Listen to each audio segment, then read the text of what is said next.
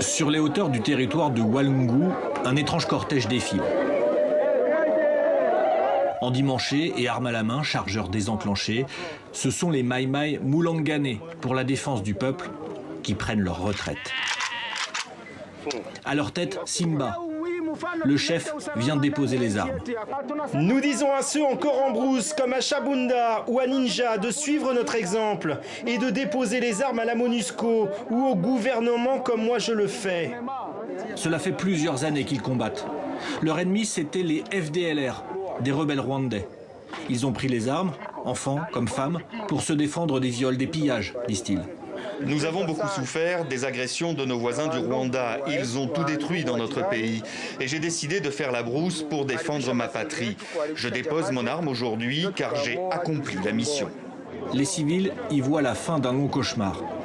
C'est depuis 2013 que nous vivons le pire ici. Viol, pillage de bétail, nous avons presque tout perdu. Le voir quitter le maquis, c'est un signe qui nous donne de l'espoir, quoi. Pourtant, ces Maïmaï sont eux aussi accusés. Certains pourraient répondre prochainement d'exactions, de crimes contre l'humanité, de violations des droits de l'homme. Un groupe armé comme il y en a des dizaines dans ces montagnes et maquis des Kivu, avec un arsenal solide.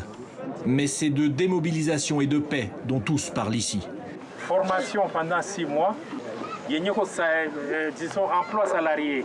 Le retour à la vie civile, le désarmement, démobilisation, réinsertion, DDR, cher aux autorités.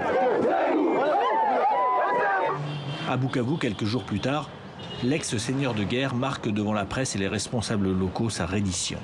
Comme un soldat qu'il n'est plus ou qu'il redeviendra dans l'armée régulière, qui sait. Il y aura ceux-là qui vont choisir la réinsertion communautaire, c'est-à-dire rejoindre la vie civile.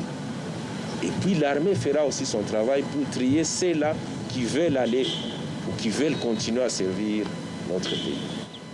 Nous avons gagné la guerre et nous avons compris que rien ne nous empêche de quitter notre maquis, car nous ne sommes pas ennemis de notre gouvernement. Tout cela, on en terminé avec la brousse, pas encore avec la justice et leur passé de combattants.